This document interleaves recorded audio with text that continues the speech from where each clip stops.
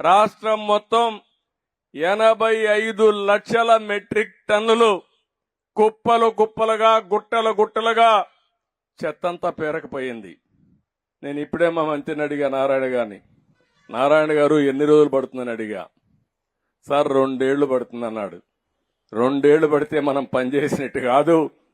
365 రోజుల్లో మొత్తం చెత్తంతా క్లీన్ చేసే బాధ్యత మీకు అప్పచెప్తున్నానని నారాయణ గారికి ఇప్పుడే ఆదేశాలు ఇచ్చాను. అంటే గడిచిన ప్రభుత్వం పేర్చిన చెత్త ప్రభుత్వం 85 లక్షల మెట్రిక్ టన్నులు ఇంకా మిగిలింది. మీకు కోపం రాలా? ఇంకా వాళ్ళు సిగ్గు లేకుండా రోడ్డు మీద మాట్లాడుతూ ఉంటారు. అందుకే ఆ రోజు చెప్పా, ఎన్నికల కంటే ముందు చెత్త ప్రభుత్వం అని. చెత్త మీద పన్నేశారు గాని చెత్త మాత్రం తొలగించలేదు. ఇంకా ఒక మాట చెప్పాలంటే ఎంత చెత్త ప్రభుత్వం అంటే, చెత్త తొలగించకుండా చెత్త మీద పన్నేసి కావాలని ఆ చెత్త తీసుకొచ్చి మన షాపుల ముందు వేసే పరిస్థితికి వచ్చారు. అందుకే నేను ఒక మాట చెప్పాను, చెత్త మీద ప్రభుత్వం వేయడం కరెక్ట్ కాదు. అందుకే ఈ రోజు అనౌన్స్ చేస్తున్నా, ఎక్కడ కూడా చెత్త మీద పన్నేయడానికి వీలు లేదు, రద్దు చేస్తున్నాం. ఈ రోజు నుంచి ఎక్కడ కలెక్ట్ చేయొద్దని మా మంత్రులకు వాళ్ళకి ఆదేశాలు ఇస్తున్నాను. నెక్స్ట్ కేబినెట్ లో పెట్టి అది కూడా ఆర్డర్స్ కూడా ఇష్యూ చేస్తాం. ఎక్కడ ఇది కలెక్ట్ చేయమని చెప్పి కూడా నేను మీకు తెలియజేస్తున్నా. గ్రామీణ ప్రాంతాల్లో 41,50,000 మరుగుదొడ్లు కట్టాం.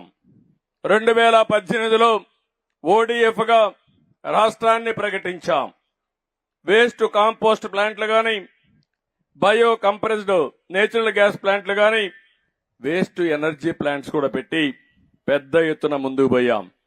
గ్రామ పంచాయతీల్లో 9,838 సాలిడ్ వేస్ట్ ప్రాసెసింగ్ సెంటర్లు ఏర్పాటు చేస్తే నాకైతే ఎంత కోపం వస్తుందంటే, వైఎస్ఆర్ కాంగ్రెస్ పార్టీ చెత్తంతా తీసిపోవడం అనేసి ఆ షెడ్లకి సొంత కలర్లు వేసుకున్నారు. నేను ఆ రోజు చెప్పా, ఆ కలర్లు వేసుకునింది ఇటుకేసారు కానీ మీ ముఖానికి వేయాలి, ముఖానికి వేసి ఊరంతా తిప్పితే మీకు బుద్ధి వస్తుందని ఆ రోజు చెప్పా. కనీసం ఆ షెడ్లన్నీ ఆపేశారు. ఒక ఉదాత్తమైన పర్పస్ కోసం పెట్టాం. గవర్నమెంట్ ఆఫ్ ఇండియా డబ్బులు ఇస్తా ఉంది.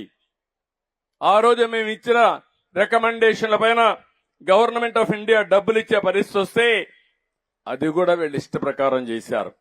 ఆ రోజు Visakhapatnam, Vijayawada, Guntur 2 energy to waste అంటే వేస్ట్ నుంచి కరెంటు ఉత్పత్తి చేసే ప్లాంట్స్ పెట్టాం.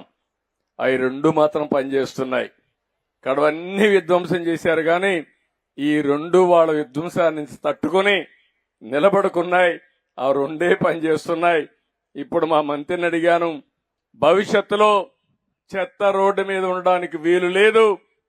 అవసరమైతే ఎన్ని ప్లాంట్లు పెట్టాలి, ఎంత ఖర్చు అవుతుంది, మామూలుగా చెత్త నుంచి కరెంటు తీయాలంటే కొంచెం ఖర్చు ఎక్కువ అవుతుంది.